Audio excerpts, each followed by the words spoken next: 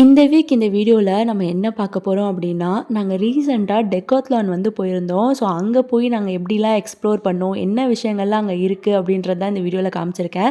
So skip பண்ணாமல் video ஃபுல்லாக பாருங்கள். ஸோ உள்ளே போன உடனே இந்த சைக்கிளிங் செக்ஷன் தான் இருக்கும். ஸோ குட்டி பசங்கள்லேருந்து பெரிய பசங்க வரைக்கும், அதாவது பெரியவங்க வரைக்கும் எல்லாருக்குமே தகுந்த மாதிரி சைக்கிள்ஸ் வந்து வச்சுருப்பாங்க. ஆல்ரெடி லாஸ்ட் டைம் இங்கே வந்திருந்தப்போ விக்ரம் குட்டிக்கு ஒரு சைக்கிள் வாங்கியாச்சு.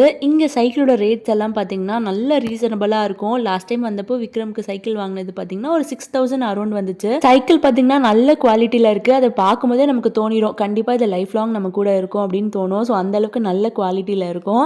அதுக்கு அடுத்த செக்ஷன் பார்த்தீங்கன்னா இந்த கிரிக்கெட் சம்மந்தப்பட்ட ஐட்டம்ஸ் எல்லாம் அங்கே வச்சுருப்பாங்க. விக்ரம் குட்டிக்கு பேசிக்காகவே பார்த்தீங்கன்னா கிரிக்கெட்டில் அவ்வளோ இன்ட்ரெஸ்ட்டு. பிகாஸ் அவங்க அப்பாவுக்கு வந்து ரொம்ப பிடிக்கும். ஸோ அவங்க நல்ல ஒரு பிளேயர்.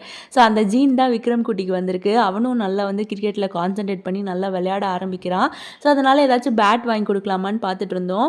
பேட்டெல்லாம் பார்த்திங்கன்னா நல்ல குவாலிட்டியாக இருந்துச்சு. அதே மாதிரி ரேட்டுமே ரொம்பலாம் ஆஹா ஓஹோன்னு கிடையாது, ஒரு ரீசனபிள் ரேட்டில் தான் இருக்கும். அதெல்லாம் அப்படியே முடிச்சுட்டு சைடில் நான் வாக் பண்ணி வரும்போது இந்த ஷூ செக்ஷன் வந்து நான் பார்த்தேன். ஆக்சுவலாக என்கிட்ட நல்ல ஒரு பிராண்டட் ஷூஸ் கிடையவே கிடையாது. ஏதோ ஒரு ஷூ போட்டுட்டு தான் அப்படியே வாக்கிங் போயிட்டு இருந்தேன். சரி இந்த ஷூ வாங்கலாமான்ட்டு எனக்கு டக்குன்னு தோணுனால அங்கே போய் இந்த ரெட் கலர் ஷூ மேலே ஒரு ஆசைப்பட்டு நான் எடுத்தேன். ஆனால் டிஃபால்ட்டாக ஐம் அன்லக்கி பர்சன். எனக்கு எப்பயுமே நான் நினச்சது ஆசைப்பட்டது கிடைக்காது. அதே மாதிரி அன்றைக்கி அந்த ரெட் கலர் ஷூவில் என் சைஸ் வந்து இல்லை. சரி ஓகே வேறு ஏதாச்சும் கலர் பார்க்கலாமான்னு பார்த்தப்போ கூட எனக்கு வந்து அந்த அளவுக்கு எதுவுமே வந்து சாட்டிஸ்ஃபேக்ஷனாக இல்லை. இருந்தாலும் ட்ரை பண்ணி பார்ப்போமே அப்படின்னு சொல்லி தான் எடுத்து போட்டேன். போட்ட உடனே பார்த்திங்கன்னா பெரிய சைஸ் போட்டுட்டேன். அதுக்கப்புறம் அங்கே இருக்க அண்ணா வந்து எம்மா ஃபஸ்ட்டு உன்னோட சைஸை வந்து செக் பண்ணிவிட்டு அப்புறமா ஷூ போடுமா அப்படின்னு சொன்னார்.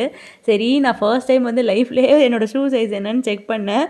நான் நினச்சிட்டு இருந்தேன் என் சைஸ் வந்து 7 அப்படின்னு சொல்லிட்டு. ஆனால் பேசிக்காக என் சைஸ் பார்த்தீங்கன்னா 6. இவ்வளோ வயசாகி இவ்வளோ காலங்கள் கழித்து இப்போ தான் அந்த ஒரு ட்ரூத்தை வந்து நான் கண்டுபிடிக்கிறேன். என் சைஸ் 7 கிடையாது 6 அப்படின்னு. அப்புறம் ஹஸ்பண்ட் வந்து இந்த வயலட் கலர் கூட நல்லா இருக்குப்பா ட்ரை பண்ணு அப்படின்னு சொன்னார். நிஜமாக என் காலுக்கு அழகாக தான் இருந்துச்சு. ஆனால் நான் வாக்கிங் போகிறது என்னவோ அவுட்டோர்.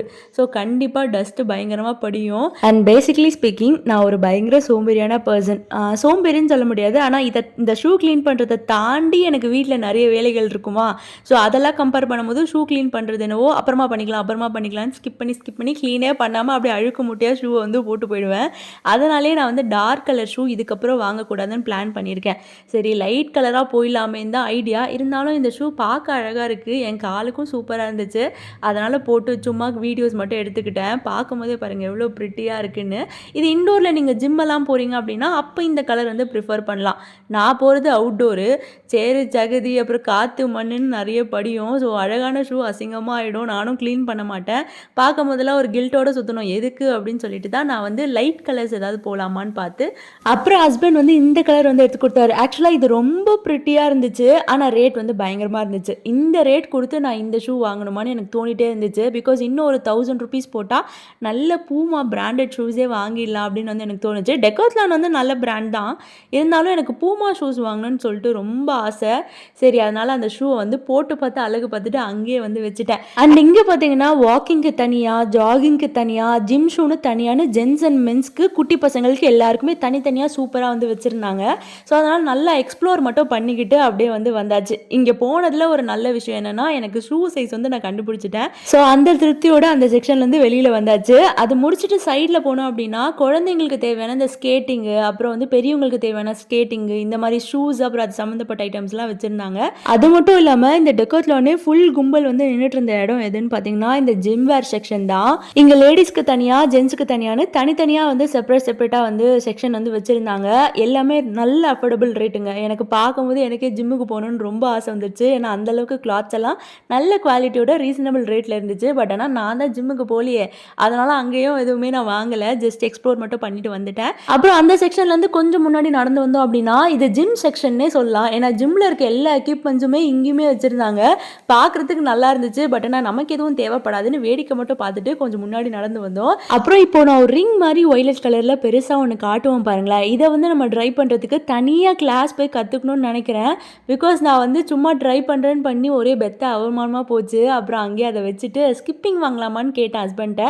ஃபஸ்ட்டு உனக்கு ஸ்கிப்பிங் பண்ண தெரியுமா அப்படின்னு என்னை கேட்டார். யாரை பார்த்து இந்த கேள்வி கேட்குறீங்க இப்போ பாருங்கள் அப்படின்னு சொல்லிட்டு ஒரு 10 ஸ்கிப்பிங் வந்து அவர் முன்னாடியே வந்து போட்டு காமிச்சேன். சரி ஒத்துக்கிறேன் அப்படின்னு சொல்லியிருந்தாரு. நாங்கள் அன்றைக்கி வந்து டெக்காத்லான் கொஞ்சம் லேட்டாக போயிட்டோம். லேட்டானா நைட் 8 மணிக்கு தான் போயிருந்தோமே. அதனால் கொஞ்சம் எங்களுக்கு டைமே பத்தாமல் போயிடுச்சு. இவ்வளோ ஐட்டங்கள்ஸ் தான் அங்கே வந்து நாங்கள் கொஞ்சம் எக்ஸ்ப்ளோர் பண்ணுற மாதிரி இருந்தது. மீதி இதை தாண்டி நிறைய விஷயங்கள் இருந்துச்சு. பட் டைம் பத்தாதனால சீக்கிரமாக அங்கேருந்து கிளம்பிட்டோம். இன்னொரு நாள் கண்டிப்பாக போயிட்டு ஃபுல்லாக எக்ஸ்ப்ளோர் பண்ணோம் அப்படின்ற முடிவிலே நான் இருக்கேன். ஸோ இந்த வீடியோவை நான் இங்கே முடிச்சுக்கிறேன். நெக்ஸ்ட் வீடியோவில் இதை விட நல்ல ஒரு கண்டென்ட்டோட உங்களை மீட் பண்ணுறேன். அது வரைக்கும் டாடா பை.